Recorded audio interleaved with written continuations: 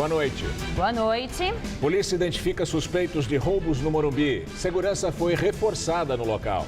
Pesquisa Datafolha mostra aumento da reprovação ao governo do prefeito Fernando Haddad. A chuva atinge a região metropolitana de São Paulo com força. Moradores de Osasco passam o dia contando os prejuízos. Nesse dia de finados, pessoas lotam os cemitérios da capital paulista para homenagear parentes e amigos. Companhia aérea descarta falha técnica no avião que caiu no Egito e matou 224 pessoas.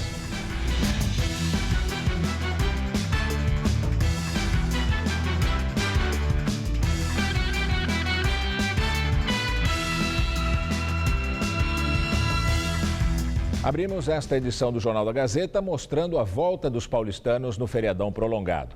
A repórter Carla Rodeiro está lá na Ponte das Bandeiras e tem informações ao vivo. Olá, Carla, boa noite. Olá, olha, dos que foram passar o feriado na praia pelo sistema Anchieta Imigrantes, mais de 90% já voltaram para casa. Segundo a concessionária, dos 244 mil carros que desceram a serra, quase 230 mil já retornaram. Bem, na capital a situação do trânsito é muito tranquila, não há ponto de lentidão algum. E aqui na marginal do Rio Tietê, olha só, a situação também é tranquila. E o trânsito flui bem nos dois sentidos. Na rodovia dos Imigrantes, você vê aí na câmera do quilômetro 58, o trânsito é intenso, mas sem lentidão. Ao contrário do que aconteceu um pouco mais cedo, durante a tarde, no trecho de serra. A Via Anchieta também teve trânsito lento no pedágio durante a tarde e agora o trânsito na subida vai bem. Mas você vê aí no quilômetro 36 que o problema neste momento é que a visibilidade do motorista está prejudicada pelo nevoeiro. Inclusive tem operação comboio para descer a serra pela Anchieta por causa da neblina. Na rodovia Padre Manuel da Nóbrega, você vê aí movimento na praça de pedágio.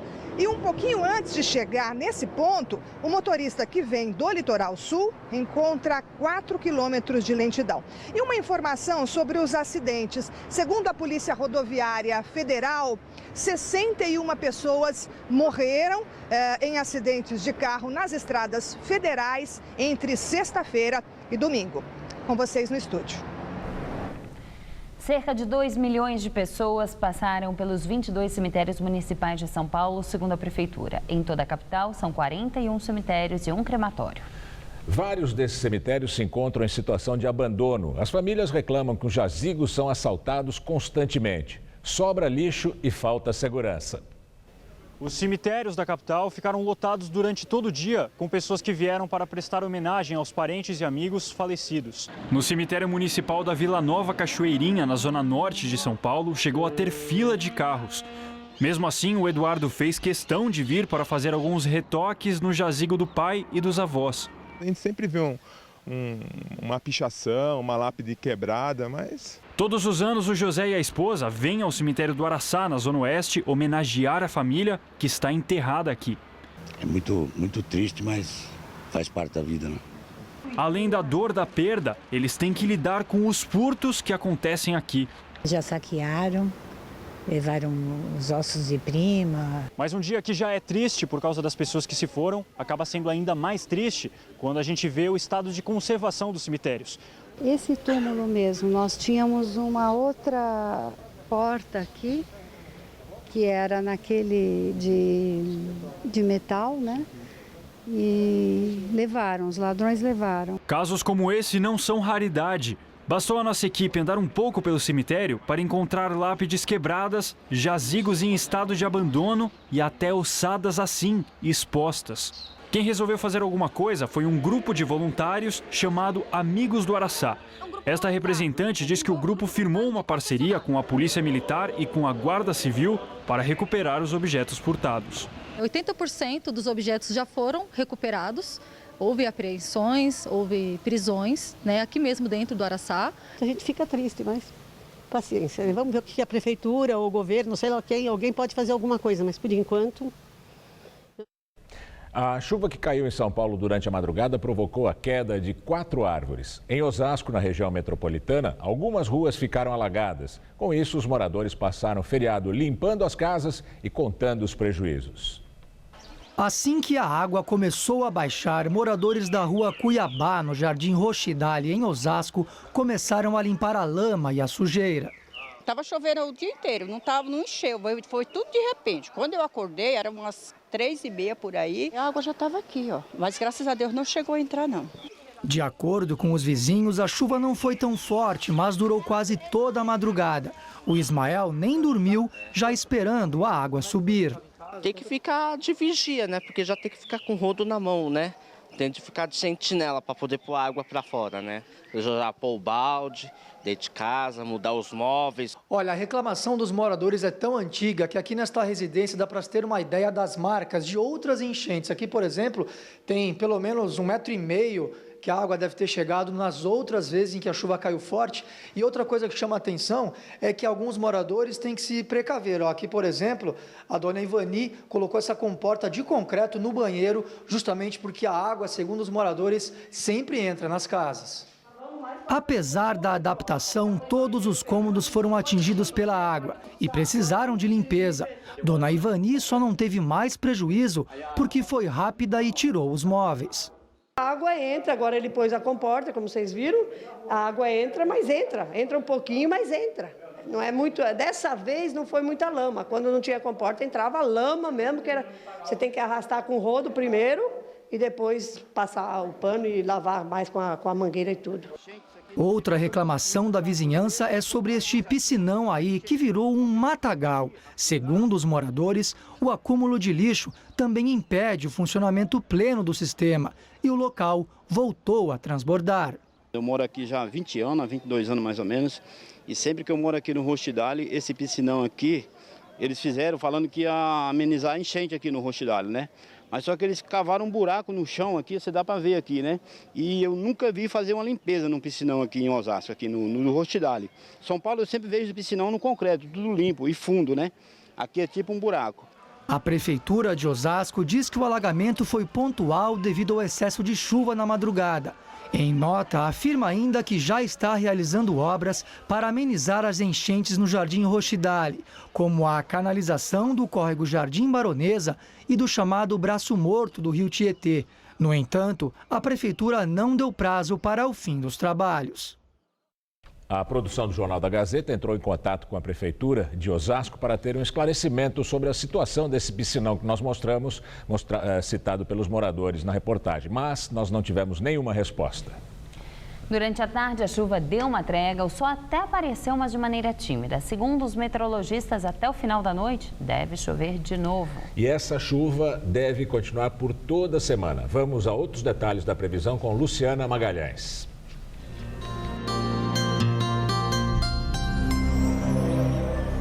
A terça-feira será de céu nublado e chuva a qualquer momento em boa parte do centro-sul do Brasil. Isso acontece por causa de um corredor de umidade com muitas nuvens e chuva de fraca a moderada intensidade. No mapa é possível ver nessa área em azul escuro onde a chuva se concentra, desde o oeste do Amazonas, passando pelo sul de Goiás, sul de Minas, Rio até o Paraná. Nas demais áreas, calor com pancadas de chuva. A terça-feira só será seca com céu aberto no sul gaúcho, no norte de Minas, no Distrito Federal, em boa parte do Nordeste, menos no litoral leste, onde chove fraco, e também no norte do Pará e no Amapá. Amanhã, as máximas devem ficar em 35 graus em Palmas, 31 graus em Salvador e não deve passar dos 22 em Curitiba. São Paulo também estará sob a influência desse corredor de umidade. O tempo fica fechado e chuvoso e, com isso, as temperaturas caem. No centro-oeste, máxima de 28 graus em Presidente Prudente e de 26 em Marília. No centro-norte, máxima de 27 graus, tanto em Franca como também em Barretos. E na faixa leste podem ocorrer algumas aberturas de sol, máxima de 25 graus em Sorocaba e de 27 em Campinas. Aqui na capital deve chover até quinta-feira. Não há risco de temporais, mas deve ser uma chuva moderada que vai e volta a qualquer momento. As temperaturas ficam amenas, com máxima de 26 graus amanhã e de 24 na quarta e também na quinta-feira. O Museu da Imigração em São Paulo recebeu neste domingo a primeira edição do Dia de los Muertos. A festa mexicana de origem indígena honra os mortos com muita música, comida e as típicas pinturas de caveiras. A garoa paulistana parece que não atrapalhou, mas a mexicana Lorena, que mora em São Paulo, ficou decepcionada com o tamanho da fila. Para mim desanima, porque eu queria matar minha vontade de comer comida mexicana, mas não vai dar, né? Nas barracas, pratos típicos da culinária mexicana e nada de melancolia. Música tradicional e bem animada deu o tom da primeira edição do Dia de los Muertos, no Museu da Imigração, na zona leste da capital.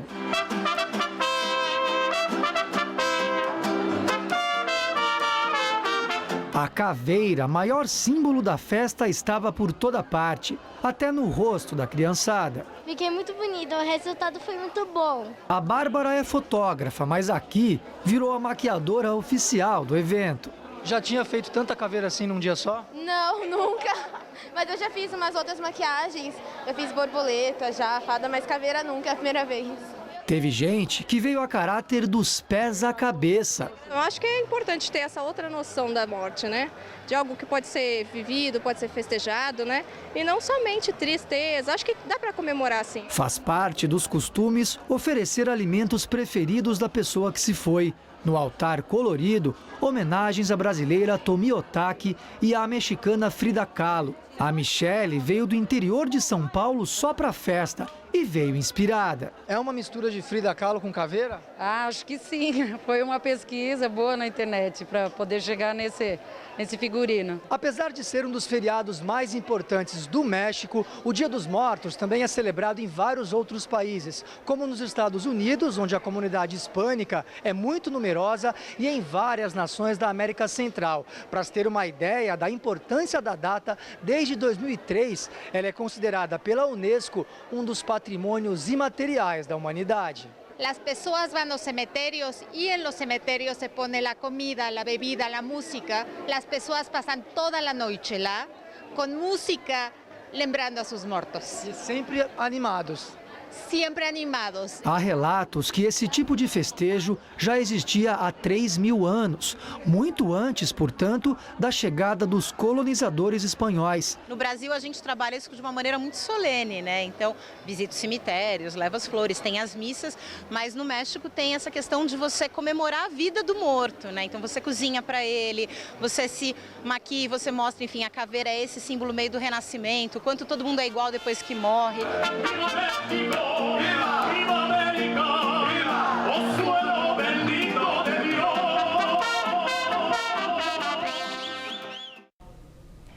Quem frequenta o Minhocão nos finais de semana, quando a pista é fechada para lazer, reclama da falta de segurança. Alguns trechos do elevado Costa e Silva estão sem as grades de proteção.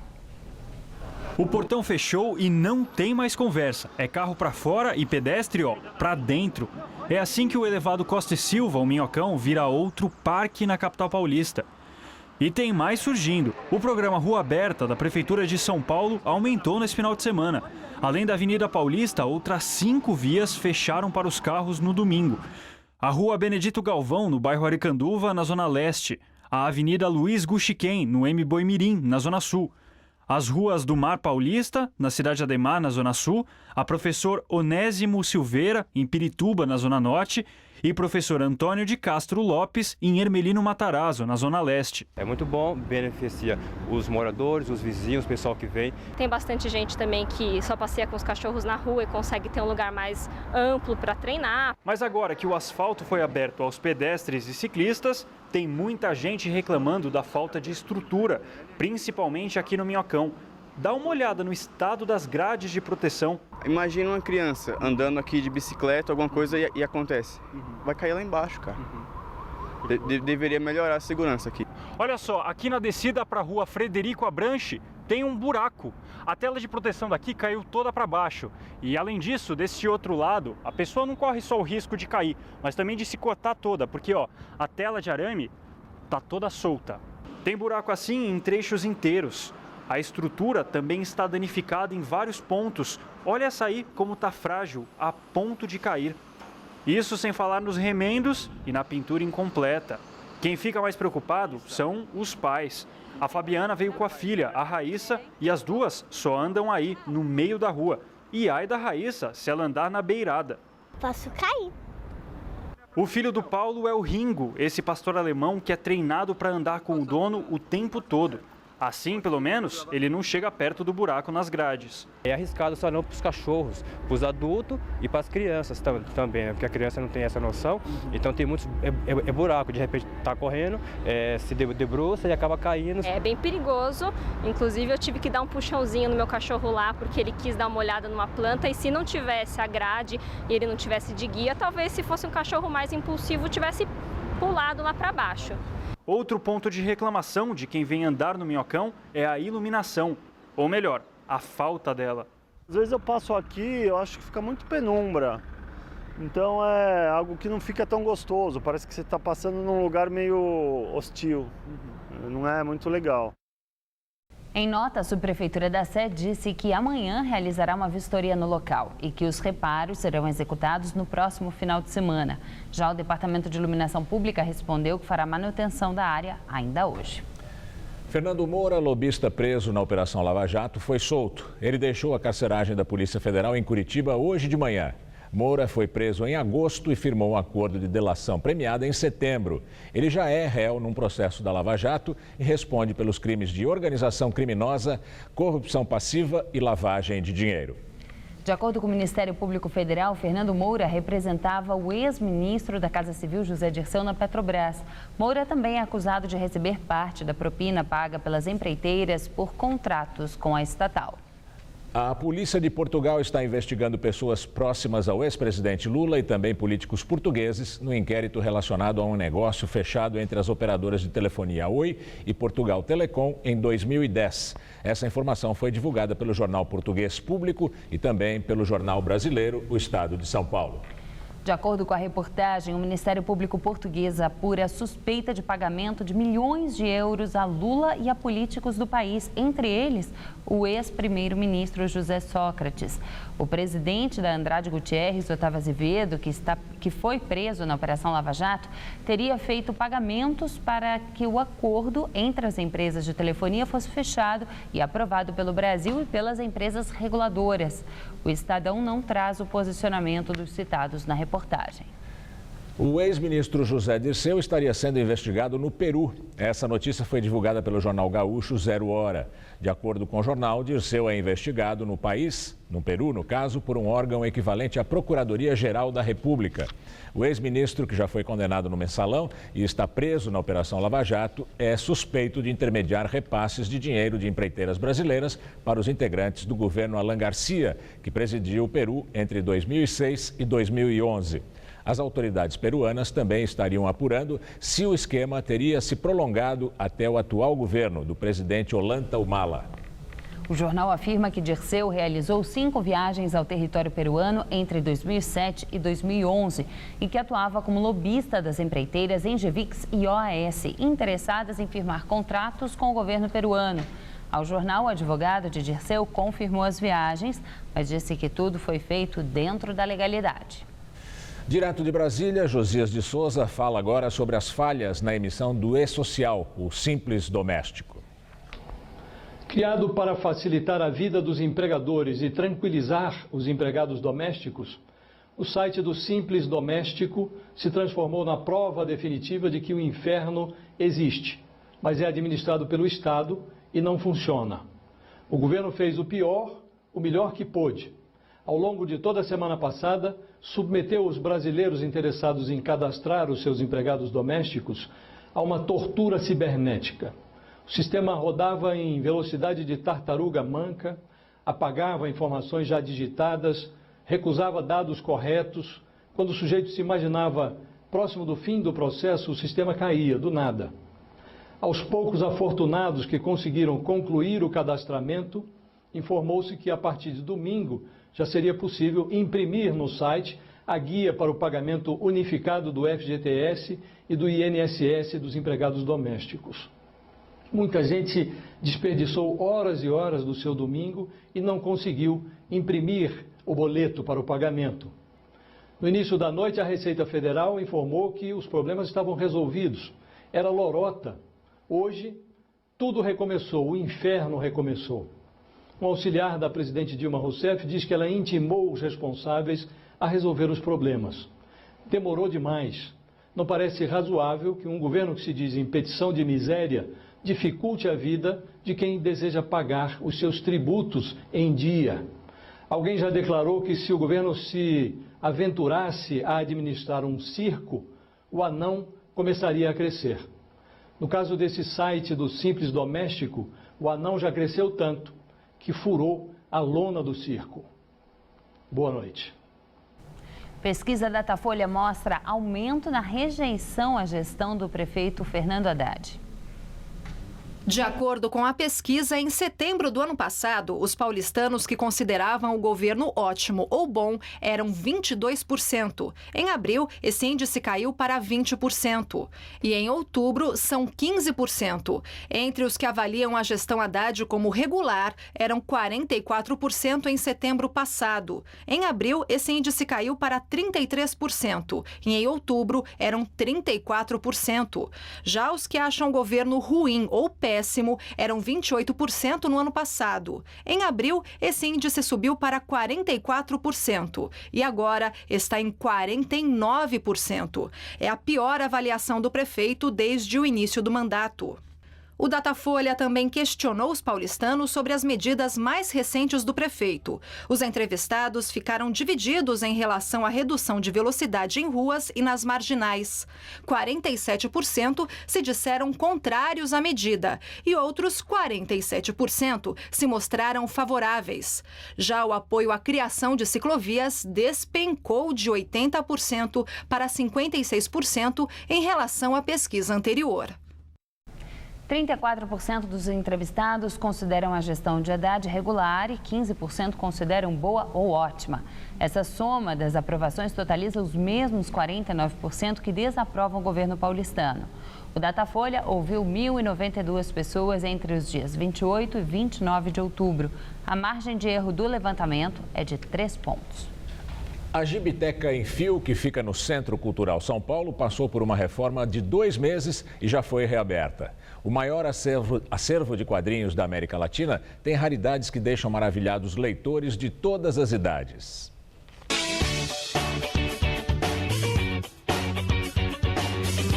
Passou pela porta, difícil não entrar. É que o casamento entre cor, desenho e palavra é um convite quase irresistível para outros universos. E tinha gente até contando os dias para a reforma da Gibiteca em Fio terminar. O nome do local é uma homenagem ao cartunista Henrique de Souza Filho, que assinava como Em Fio. Eu acho que é um espaço privilegiado, porque assim, o HQ ele não é muito acessível financeiramente para todos, né?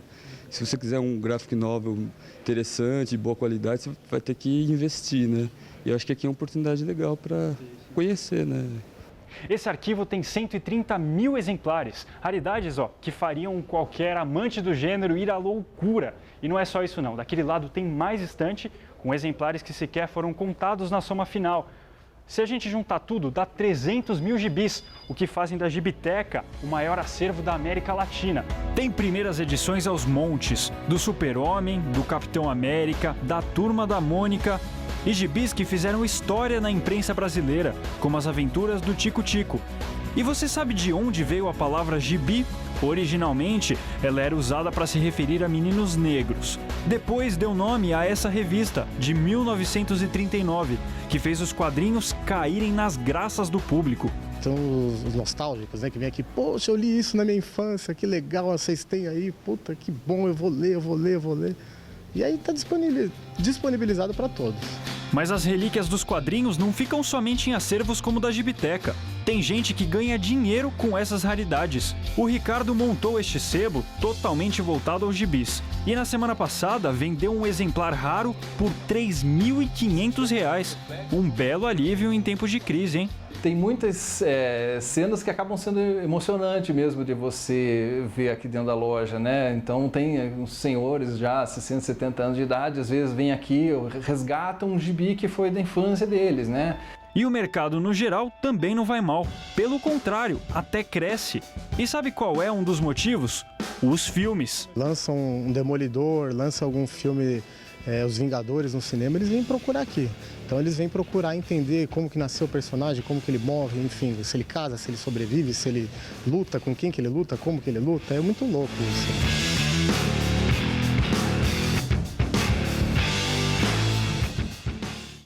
A empresa brasileira Hipermarcas fechou um acordo e vai vender a sua divisão que produz cosméticos à Coty, a companhia fundada na França e que tem entre suas marcas Adidas e Calvin Klein. A operação é estimada em 3 bilhões e 800 milhões de reais. O acordo ainda precisa do aval de órgãos de defesa da concorrência como o CAD. Se aprovada, a transação será fechada até o fim do segundo trimestre de 2016. O negócio inclui a venda de marcas como Bozano, Monange e Risqué. No primeiro trimestre deste ano, a Hipermarcas, uma das maiores empresas do setor de beleza e produtos de higiene do Brasil, teve um lucro líquido de quase 91 milhões de reais. E vamos agora ao comentário de economia com Denise Campos de Toledo. Chegamos ao penúltimo mês de um ano perdido para o país, um ano de retrocesso, a maior recessão em 25 anos, inflação beirando os 2 dígitos, indústria com espaço cada vez menor no PIB, assim como a presença brasileira no mercado global. O desemprego avança com mais de 1.200.000 vagas formais perdidas em 12 meses. Até conquistas sociais estão ameaçadas, como a ascensão das classes D e E, tão comemorada pelo governo. Com a inflação corroendo a renda e desemprego em alta, é inevitável, a pobreza volta a crescer. Isso no momento em que o governo não tem como reforçar programas sociais. Ao contrário, com o imenso rombo das contas públicas, que pode passar dos 117 bilhões de reais, devem ocorrer cortes até no Bolsa Família. Os repasses para o Minha Casa Minha Vida já têm atrasado muito. Há quase um desmonte da economia decorrente de uma gestão populista e irresponsável que criou imensas distorções difíceis de serem corrigidas ao mesmo tempo, como o combate à inflação, à recessão e a necessidade de aumentar receitas e cortar gastos para reequilibrar as finanças públicas. E tudo isso em meio a uma crise política que parece longe de um desfecho. A grande dúvida hoje entre os brasileiros é se teremos ou não o impeachment da presidente Dilma. Como o governo pode tentar, com mais firmeza, colocar a economia nos eixos se a grande preocupação é sobreviver? Se está ainda mais refém do jogo político. Como o empresário pode definir uma estratégia de enfrentamento da crise sem saber se haverá uma mudança de governo? Que venha uma definição, com impeachment ou não, o mais rápido possível. O país não pode mais continuar submetido a um conflito de interesses que pode mergulhar a economia em uma crise ainda mais profunda. O drama político tem que ter um desfecho para a economia voltar a ter um horizonte. Mas será que os nossos políticos estão preocupados com isso? Eu volto na quinta. Até lá. Secretaria de Segurança Pública diz que identificou 3 suspeitos de terem roubado 10 pessoas no Morumbi. Policiais civis e militares estão à procura desses homens, mas até agora ninguém foi preso. O arrastão aconteceu na tarde de domingo. No semáforo fechado no cruzamento, quem está no carro, na fila que se forma, vira alvo fácil. Eu já fui assaltado no início da Giovanni, já de manhã cedo, 6 horas da manhã. Mão armada? Um revólver, ele bateu o revólver no vidro aqui e mandou abrir. Ele me chamou de vagabundo ainda, o cara. Já quase uma vez entrei na contramão, por causa que veio com um revólver.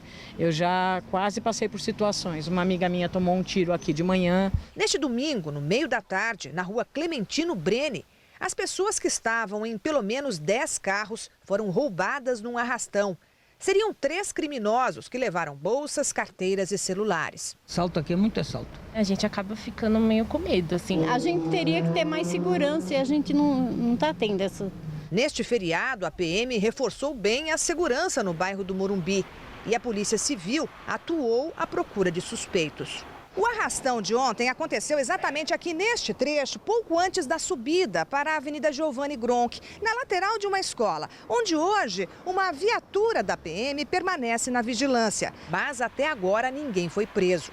Na quarta-feira passada, durante um arrastão na Avenida Morumbi, um suspeito foi baleado e morto. Segundo a polícia, o bando de 8 assaltantes foi surpreendido por um policial civil que seguia para o trabalho.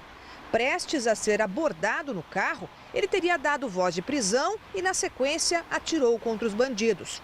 O suspeito que morreu tinha 19 anos. Os outros fugiram. De acordo com a Secretaria de Segurança Pública, o policiamento na região foi reforçado por 2 pelotões da Rota. Também houve reforço com equipes do Grupo de Operações Especiais e do Garra, que estão em operação conjunta com a PM. Os policiais contam também com o auxílio de 2 helicópteros. A aceitação do processo de cassação do deputado Eduardo Cunha, que já está no Conselho de Ética da Câmara Federal, na entrevista do dia de Maria Lídia Flandoli. Nosso entrevistado é o deputado federal Ivan Valente, presidente nacional do PSOL, Partido Socialismo e Liberdade. Muito obrigada, deputado, por estar conosco no feriado, uma oportunidade para falarmos um pouco. Primeiro sobre o PSOL. O seu partido que teve um crescimento nos últimos tempos, entretanto, também teve perdas muito significativas recentemente com a legalização da rede sustentabilidade. O senhor perdeu um senador, prefeito de uma cidade, de uma capital, a Heloísa Helena, que era uma marca também. O senhor teme um efeito dominó no PSOL de perdas para a rede sustentabilidade? Não, Maria Lídia, eu acho o seguinte, a legalização da rede sustentabilidade era esperada há muito tempo, até para explicar para os telespectadores. A Heloísa Helena, ela está afastada do partido desde 2010, né?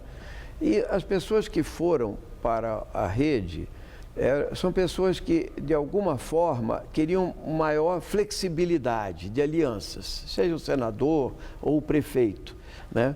Mas o PSOL hoje é o partido mais bem posicionado na conjuntura política, definido ideologicamente, programaticamente e com papel político nessa crise que nós estamos vivendo. Mas há alguns aspectos, assim, no PSOL, da questão da ética, da defesa da cidadania, da justiça social, que são aspectos muito semelhantes àquilo que prega também a rede sustentabilidade. Mas então, eu queria saber, o senhor distingue o que é o principal diferencial do PSOL e do novo partido Rede Sustentabilidade? Eu defino, o PSOL é um partido de esquerda.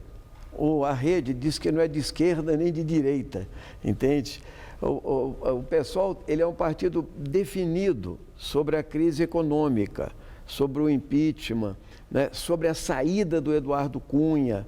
Ele é um partido muito bem definido, ele está na vanguarda de um outro programa político, ideológico, da defesa dos interesses dos trabalhadores. Na rede, veja, a rede apoiou o Aécio Neves no segundo turno, né? No entanto, as pessoas que estão entrando na rede são pessoas que têm mais tradição de esquerda, como o próprio Randolph, o Alessandro Molon, que são parlamentares que podiam estar no PSOL, né? Podiam estar no PSOL, apenas por uma maleabilidade, tanto é assim que Agora, a palavra maleabilidade é intrigante. O que o senhor quer dizer com essa maleabilidade? O que eles querem em termos de maleabilidade? O quê? Então, essa é uma questão que levou até a formação do PSOL, Maria Lídia. Por quê?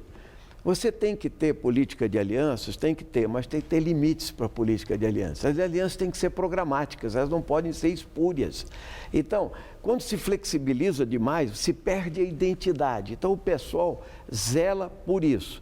Mas eu quero dizer o seguinte, por exemplo, de quem foi a iniciativa de levar ao Conselho de Ética o deputado Eduardo Cunha, que está aí com 8 delações premiadas, mentiu na CPI, etc. Foi do PSOL, a rede aderiu. Foi importante para a gente. Então, eles também são aliados em várias lutas comuns. Nós não descartamos todo um trabalho de aliança comum. Então, vai ser um espaço em que o que importa nesse momento é que existe um cansaço com o PT, na conjuntura, né, que ocupavam o espaço à esquerda e com a oposição conservadora liderada pelo PSDB. Então, a disputa por uma terceira via vai se dar e eu acho que o PSOL talvez seja o partido mais sólido, mais bem estruturado para ocupar esse espaço terceira via. Antes de falar dessa terceira via, eu não quero perder a questão da representação que o PSOL e aí a rede também, como o senhor está dizendo, junto da rede, apresentaram no Conselho de Ética, é um pedido de cassação de Eduardo Cunha. E o senhor acredita mesmo que exista na Câmara Federal um ânimo dos deputados que vão votar lá no Conselho de Ética para esse pedido, que vá prevalecer um sentimento de luta pela ética, pela decência no trato da coisa pública, ou o que vai prevalecer é o corporativismo? Hoje é ele, amanhã posso ser eu. O corporativismo, Maria Lídia, é um perigo, é desmoralizante para o Congresso Nacional, mas ele não pode vingar diante de tantas provas materiais e contundentes contra o deputado Eduardo Cunha. Mas o senhor nota essa preocupação nos seus pares lá na Câmara Federal? Certamente. Existe aquilo que se chama um cuidado com a opinião pública ou estão nem aí para a opinião pública? O Datafolha fez a pesquisa na semana passada com 360 deputados e 45% já decidiram pela cassação do deputado Eduardo Cunha. É um percentual alto. Ou seja, a vida está mudando. A hora que o Supremo Tribunal Federal, né, insistir e colocá-lo como réu, e ele é o terceiro na linha sucessória, então é impossível, é insustentável você manter alguém na linha sucessória da presidência da República, mesmo que interesses espúrios, como é o medo pânico que o PT tem do impeachment e, de outro lado, a hipocrisia e o cinismo dos partidos conservadores para que ele coloque o impeachment em votação, continue flexionando o momento político. Mas eu acho que isso vai acabar, Maria Lídia. Precisa ter uma definição. Agora, o senhor falou há pouco de uma terceira via, de um momento parece que as forças políticas têm aí, assim, perfis já exauridos, um desgaste. Pesquisa do Ibope mostrou mesmo na preferência de voto. Exatamente. Uma rejeição progressiva das grandes lideranças, desde o Lula, Aécio Neves, Serra, Marina. 50%. Né? Então, isso, todos em torno dos 50%, pouco mais, um pouco menos. Mas o que eu quero, quando o senhor fala de uma terceira via, o senhor está acreditando que seja o PSOL essa terceira via, que possa ser, ou já aparecem novas lideranças nesses movimentos, Vem pra Rua, Brasil Livre, sabe, esses movimentos que tem uma moçada, que está mostrando força de mobilização através da internet, eles também podem significar um sinal de que tem condição de ser uma nova opção, o novo na política brasileira? Olha, o novo na política brasileira, ele vai surgir num processo, não vai ser de uma hora para outra. Agora, quando tem rua, quando tem movimento de rua, isso é mais rápido e mais acelerado. Eu quero dar exemplo de dois países que estão vivendo crise na Europa. O Syriza, na Grécia, tinha 5 deputados. Em 3 anos ele passou para 50 e em 5 anos eles chegaram ao poder com 150 deputados. E depois, é lógico, tiveram que encontrar a muralha do capital financeiro alemão, a dificuldade de governar. Na Espanha, nasceu do movimento de rua, com 1 milhão de pessoas na praça. E um partido que chegou a ter 30% nas pesquisas, separando os partidos tradicionais, que era o PSDB de lá e o PT de lá, digamos assim, o PP e o PSOE. Né? Então, você pode surgir. Agora, alguns movimentos que foram para a rua no Brasil, eles são movimentos sem programa ainda, sem projeto. Eles são seletivos, inclusive na questão da luta contra a corrupção. Então, eles não apoiam a saída do Eduardo Cunha, só apoiam a saída da Dilma. E isso enfraquece esse tipo de movimento. Falta projeto e programa para eles. Bom, a minha última questão, uma entrevista do comandante do Exército, Eduardo Vilas Boas, em que ele defendeu a saída daquele general Mourão, que havia criticado muito Dilma e deixou uma ameaça no ar. Venham! Né? Num sentido de que poderia haver confronto dos militares com forças políticas e tal. Mas o general Vilas Boas disse que não há indicador no país, não há motivo para intervenção das Forças Armadas, porque as instituições estão em perfeito funcionamento. Ele citou Legislativo, Executivo, Judiciário, citou Ministério Público, Polícia Federal, uma série das instituições bem importantes que temos. O senhor acha que uma declaração clara como essa, mostrando ânimo nas Forças Armadas, possa desestimular aqueles saudosistas da ditadura que vão para a rua pedindo a volta dos militares? Certamente, Maria Elisa. É interessante a sua colocação, porque, veja, Olímpio Mourão foi o general que deflagrou o golpe de 64. Agora apareceu um segundo Mourão, né? E eu acho que a declaração, nesse momento, do general Vilas Boas é muito pertinente, entende? Ele estabelece o papel republicano das Forças Armadas, entende? E é verdade também que as instituições, com toda a crise que está aí, o Judiciário, o Ministério Público, o Legislativo, estão funcionando. O povo está indo para a rua. Então, tem uma crise econômica, política, social, sim, ela vai ter que ter um desdobramento, né? Mas é dentro da democracia, dentro da legalidade que nós conquistamos a duras penas contra os brilhantes Ustra, que faleceram outro dia sem ser punidos como torturadores. Muito obrigada, deputado. Uma boa noite. Eu que agradeço. Uma boa noite. Gamberini. Você vai ver a seguir. O governo russo confirma ataque à região dominada pelo Estado Islâmico na Síria. E o mistério da queda de um avião no Egito. A companhia aérea descarta falha técnica. Para a Metrojet, só uma ação externa poderia ter derrubado o avião. Nesse mundo tudo evolui. A moda evoluiu. Os carros evoluíram. Os tratamentos de beleza também evoluíram. E make-up anti-sinais. Uma combinação de creme e cápsulas. O creme atinge as camadas mais profundas da pele e as cápsulas agem onde os cremes não chegam. Resultado?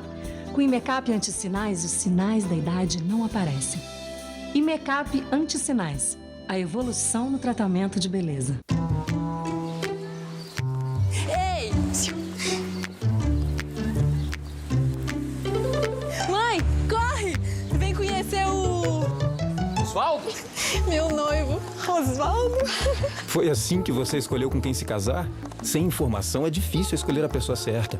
Plano de saúde também. Por isso é tão importante conhecer os planos, seus direitos e ler o contrato antes de fechar negócio. ANS, há 15 anos, a agência reguladora de planos de saúde do Brasil. Qual Casper você é? A minha Casper é informação. A minha Casper é organização. A minha Casper é criação. A minha Casper é luz, câmera, ação. A minha Casper é comunicação. É teoria, é prática, é oportunidade de estágio. É a melhor localização. Essa é a minha Casper. E você, qual Casper você é? Tá difícil não deixar a peteca cair? A gente levanta seu astral. Com nossa programação, a cultura é acessível a todos e você confere na faixa os melhores musicais e espetáculos da cidade. TV Gazeta. Bom te ver, sempre bem. Vem aí mais uma corrida de São Silvestre. Inscrições abertas somente no site gazetaesportiva.net. Corrida de São Silvestre. Apoio TV Gazeta. Realização gazetaesportiva.net. Nesse mundo tudo evolui. A moda evoluiu. Os carros evoluíram. Os tratamentos de beleza também evoluíram. E make-up anti-sinais. Uma combinação de creme e cápsulas. O creme atinge as camadas mais profundas da pele e as cápsulas agem onde os cremes não chegam. Resultado? Com o Imecap anti-sinais, os sinais da idade não aparecem. Imecap anti-sinais. A evolução no tratamento de beleza.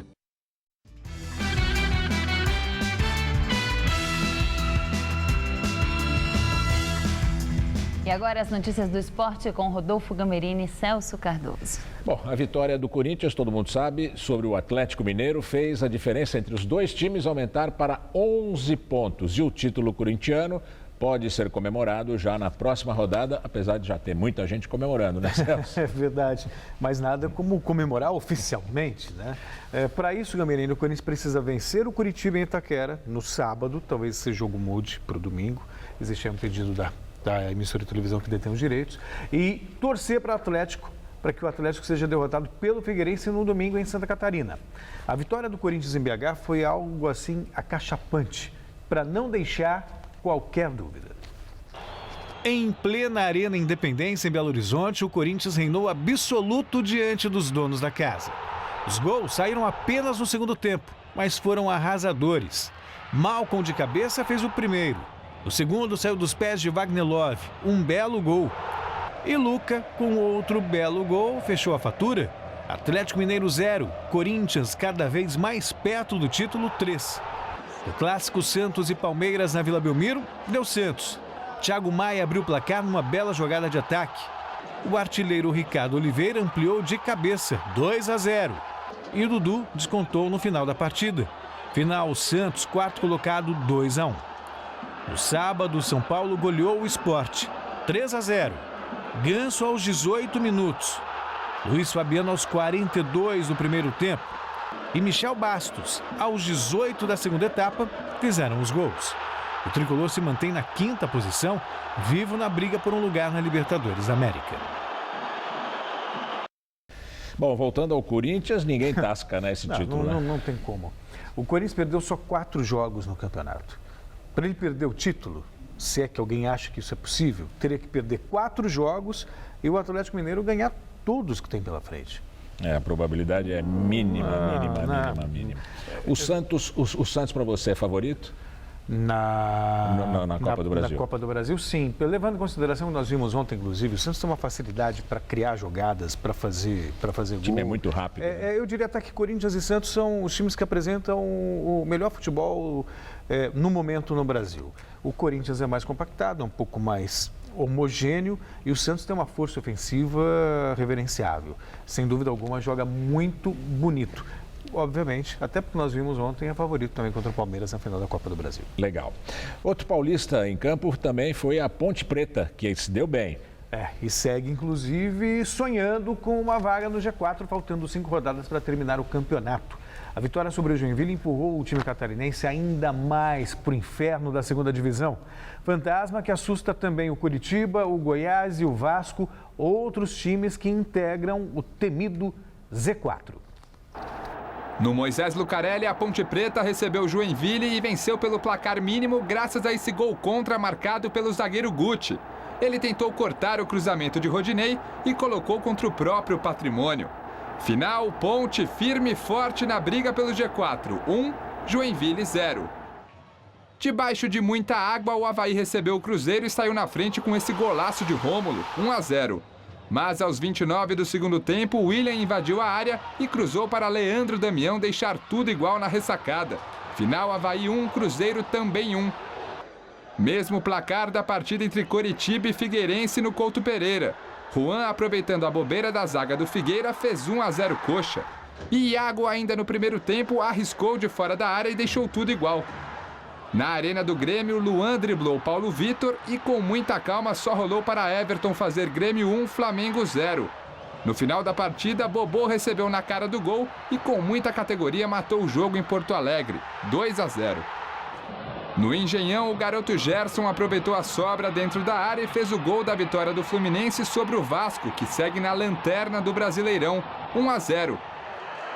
E no Serra Dourada, o Internacional visitou o Goiás e abriu o placar com Valdívia nessa belíssima finalização. Mas logo no início do segundo tempo, Zé Love igualou o marcador. E Bruno Henrique, aproveitando a falha de Hever, virou o jogo para o Esmeraldino. Final, Goiás 2, Internacional 1. Interessante que nesses jogos do pessoal que está caindo, tem gols bonitos, como aquele do Valdívia, mas também tem jogos, parece os trapalhões uma jogando. Uma atrapalhada atrás da outra, mas a gente vê que são times jogo que de colégio. Estão lutando para não cair e não estão lutando para não cair por acaso. Você vê, o Vasco, por exemplo, poderia já ter deixado um rebaixamento a 2 rodadas se fizesse a parte dele, mas também não consegue fazer, perdeu mais uma. Está tudo embolado lá atrás. Mesmo o Vasco, que está em último lugar, tem chance de escapar do rebaixamento. Faltam 5 rodadas e do jeito que esses times aí da ponta de baixo da tabela estão mal, tudo pode acontecer, Gabriel. Tá tudo igual. Tudo igual. Parelho. Aí, além das não rebaixamentos, você tem o Grêmio que pode, de repente, aproveitar o vacilo do Atlético Mineiro e tentar um vice-campeonato, já que o título me parece que já tem dono. Bom, e na Argentina, o campeão já está definido. Sim, é o Boca Juniors do Carlitos Tevez, que tanta saudade deixou no torcedor corintiano. Além da taça, o Boca também conquistou um lugar na próxima edição da Libertadores América. Com esse gol de Fabiano Monzon, o Boca Juniors de Carlitos Tevez venceu o Tigre por 1-0 em La Bombonera e garantiu o 31º título nacional para o clube. Isso, claro, computando 6 conquistas nacionais ainda na era amadora. Após o duelo, milhares de torcedores chineses se concentraram no entorno da Praça da República, ao lado do obelisco da Avenida 9 de Julho. E, claro, fizeram muita, mas muita festa em comemoração à conquista de mais um título argentino. E José Maria Marim, ex-presidente da CBF, deve ser extraditado para os Estados Unidos amanhã. A notícia foi divulgada agora há pouco pelo jornal O Estado de São Paulo. Marim está preso na Suíça há 5 meses. Ele é suspeito de participação no esquema de corrupção da FIFA. Ele deve desembarcar em Nova York amanhã e será levado para uma corte. De acordo com o jornal, Marim vai se declarar inocente. Ele teria fechado um acordo com o FBI e ficará em prisão domiciliar. Bom, ele pode se declarar o que ele quiser, mas dizer que é inocente é uma certa cara de pau. Mas ele vai ficar numa doce prisão em casa, né? Ele tem um apartamento na Quinta Avenida, 2 suítes, um apartamento de mais de $2 milhões no Trump Plaza. E com vista para a Quinta Avenida. Com vista para a Quinta Avenida. Vai ter lá um negocinho no tornozelo dele, uma tornozeleira, vai ter ali o movimento controlado, talvez possa tomar um solzinho ali na Quinta Avenida, nada mal para um réu, né? Acho que ele vai ser invejado por muitos outros por aí. Vamos falar um pouco da Fórmula 1. Nico Rosberg venceu o Grande Prêmio do México. A prova marcou o regresso da Fórmula 1 ao país após 23 anos. Rosberg liderou a prova de ponta a ponta e garantiu a 4ª vitória da temporada. O piloto alemão recuperou a 2ª posição do Mundial com 272 pontos. Em segundo ficou o companheiro de equipe, o britânico Lewis Hamilton. Valtteri Bottas da Williams completou o pódio do Grande Prêmio do México em 3º lugar. O brasileiro Felipe Massa da Williams terminou a corrida em 6º e Felipe Nasser da Sauber acabou abandonando a prova nas últimas voltas. A próxima etapa da Fórmula 1 é o GP do Brasil, daqui a 2 semanas em Interlagos. É isso, né, Celso? É isso, volta amanhã. Obrigado, até amanhã. Boa noite. Boa noite. Juliana? Companhia aérea russa Metrojet descarta a hipótese de que uma falha técnica tenha causado a queda do Airbus que levava 224 pessoas. O avião caiu no sábado no Egito. Segundo a diretoria da empresa, o avião estava em excelente estado e as informações coletadas até agora excluem também qualquer participação da tripulação no acidente. Para a Metrojet, só uma ação externa explicaria a fragmentação do avião no ar, mas os executivos da empresa não quiseram especular sobre esse fator, já que as investigações continuam em curso e nenhuma hipótese, incluindo a de um possível ataque terrorista, foi descartada até agora. Uma força-tarefa de investigadores da Rússia, Alemanha, França e Egito continua recolhendo peças e destroços para análise. Na última madrugada, os corpos e pertences de 144 das 224 vítimas do acidente chegaram a São Petersburgo e foram entregues às famílias. O governo russo confirmou o primeiro ataque aéreo contra a região de Palmira, na Síria. A cidade histórica é um dos redutos do Estado Islâmico que assumiu o controle da área em maio. O comunicado russo, o Ministério da Defesa, confirmou ainda ataques contra outros 237 alvos terroristas nos últimos 2 dias. Na Romênia, donos de boate que pegou fogo são indiciados por homicídio. O incêndio aconteceu depois de um show pirotécnico no clube noturno e matou 30 pessoas. Outras 200 ficaram feridas. Dezenas de testemunhas ouvidas pela polícia denunciaram várias violações das regras de segurança, incluindo a ausência de saídas de emergência e o uso de materiais inflamáveis para isolamento acústico.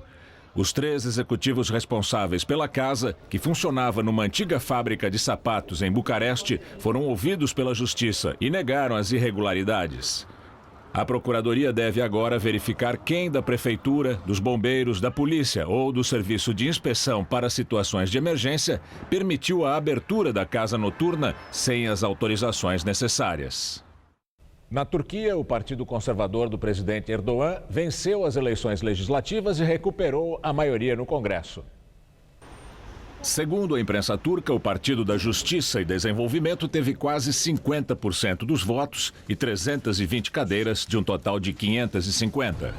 O Partido Republicano do Povo ficou em segundo lugar, com 24,5% dos votos, seguido pelo Partido da Ação Nacionalista, com 12%. Com essa vitória, o AKP pode obter a maioria de 2/3 do parlamento que é necessária para a realização das mudanças na Constituição pedidas por Erdogan para a obtenção de mais poder. Durante a campanha, os adversários de Erdogan tentaram, sem sucesso, criticar sua tendência autoritária, que levou ao fechamento de jornais da oposição. O Jornal da Gazeta termina aqui. A edição de hoje pode ser vista no site do Jornal da Gazeta. Nós te esperamos em nossa edição das 10. O Jornal da Gazeta volta amanhã, às 7h em ponto. Boa noite e até lá.